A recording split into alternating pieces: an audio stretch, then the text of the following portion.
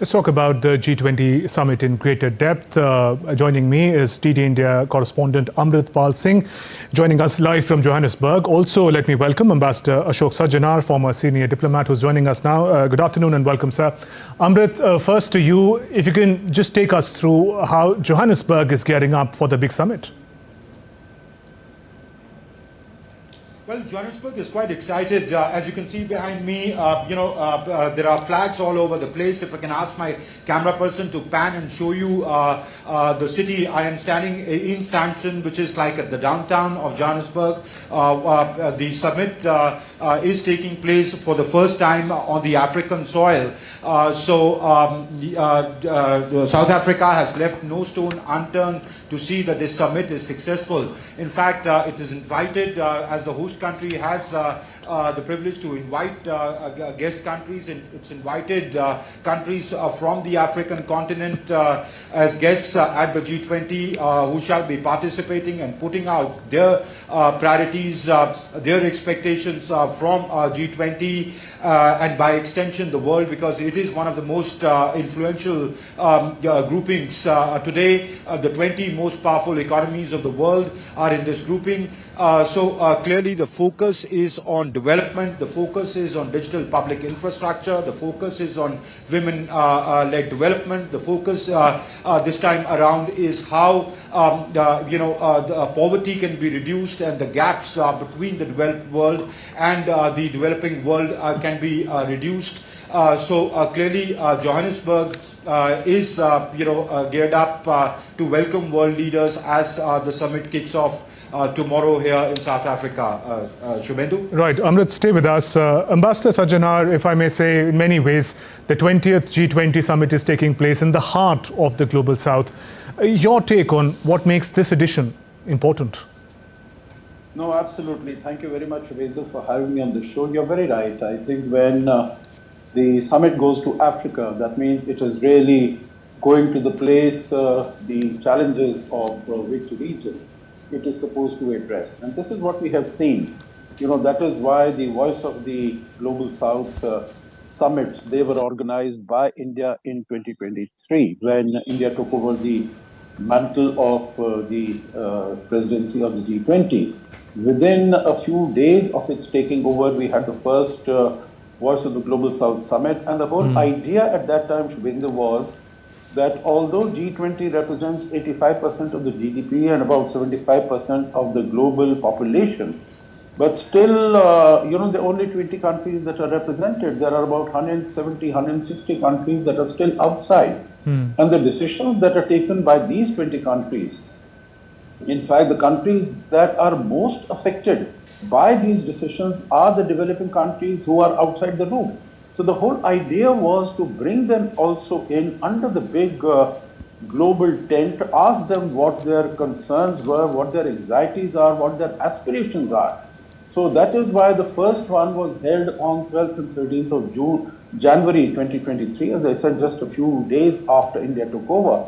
And then after the summit was over in September, India went back to these countries all over again to tell them as to what we had been able to achieve. The last word on this, I will say, Shubhendu, is that India didn't stop with this. It was not a one-shot affair that while we were holding the presidency that we were, briefing them and keeping a conversation with the Global South countries.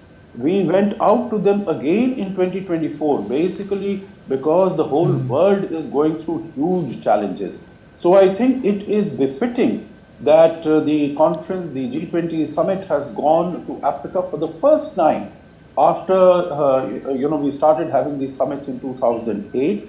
And all the countries of Africa, the African Union was made a member of the G20 during India's presidency, and all the countries of Africa who've been invited as special guests by the presidency, they will have an opportunity to interact with the world leaders and also to make their concerns, ambitions, anxieties and aspirations known to the global community so that they can be taken full cognizance of and decisions taken on those subjects. Right. Amrit, if I can come to you. with the stakeholders that you have been engaging with, what is your sense of how India is seen as a partner country in the G20, especially given the venue and African Union became a part of the G20 under India's presidency a couple of years back?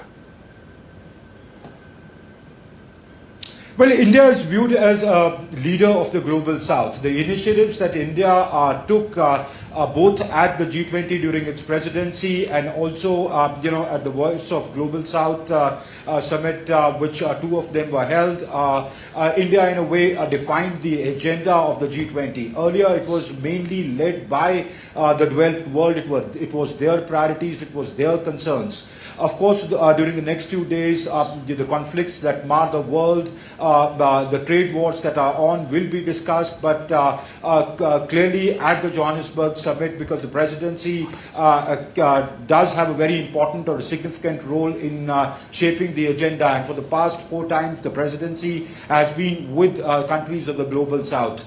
So this debate this time around will be centered on how development can be brought about in the world, how issues that affect the developed world, where majority of the world's population lives, needs to be put in focus. And India is seen as a leader and a key force in leading this agenda and shaping this agenda. Shubhendu? Right. Ambassador Sajanhar, can you give us a sense of how the G20 presidency really moves from one nation to another? 1 year is a very limited time for an ambitious agenda to be achieved from whatever India, Brazil, Indonesia before that had seek to achieve. How are those common agenda points, priorities taken forward from one country to another, especially now that a fourth global south nation is hosting G20? Yeah, I think that's a very relevant question. That's a very valid question. And I think partly you had answered it in your opening remarks, Shubhendu, when you said that this is the 4th time that a developing country, that a member of the Global South is chairing it. And in fact, the whole process is that the initiatives that are taken, that the policies that are sought to be advanced, they are done through a troika, through a system of troika. So which means that when India was the chair in 2023, we had the previous chair, that is Indonesia, that was a part of the troika, and we had Brazil, which was the incoming presidency after India, that was also a part of the troika.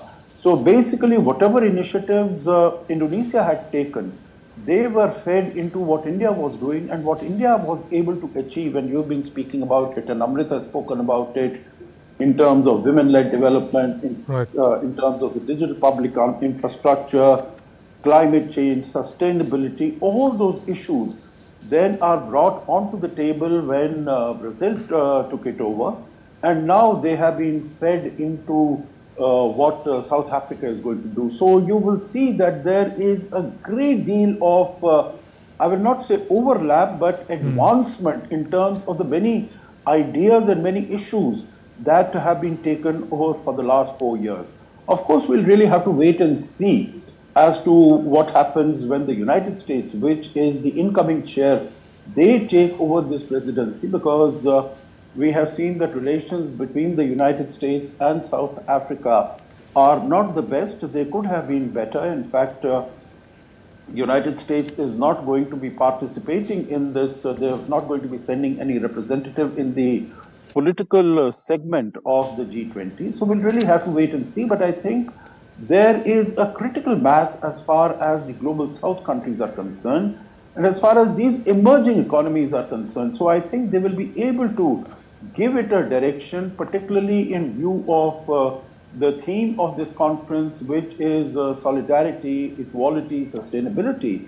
So whether it is, the debt burden, whether it is in terms of providing finances, making finances available to developing countries for their growth and development, whether it is in terms of disaster reduction, collaboration in that area, or achievement of the sustainability development goals, because the wars that the world has been facing, they have come at a huge price as far as the march of the world towards attaining the SDGs by 2030 is concerned. Also in terms of climate change, how to deal with that. So these are all issues on which the Prime Minister is going to be addressing, and he's going to be speaking in all the 3 sessions where these 4 agenda items are going to be discussed in great detail. Right, sir. And I think there is going to be good consensus. That is the idea, to build consensus of all the participating countries to take this agenda forward. Right, sir. And finally, just to deviate a little, you mentioned the issue of climate change. We know COP30 summit is also underway in Belém, Brazil. Could such a summit have a bearing on one another, given that the priorities of the global south are in focus in both these summits? No, absolutely. All these summits, they do impinge on the discussions that are taking place in the other, and we have our own ministers and senior representatives who are participating in the COP30 in Belém. So also are the other countries. And we know that countries like Brazil, like Indonesia, South Africa, India, they are all very much focused on the issue of climate change. And we want the issue of climate finance and climate justice to be squarely in the middle of all the discussions and decisions that are taken.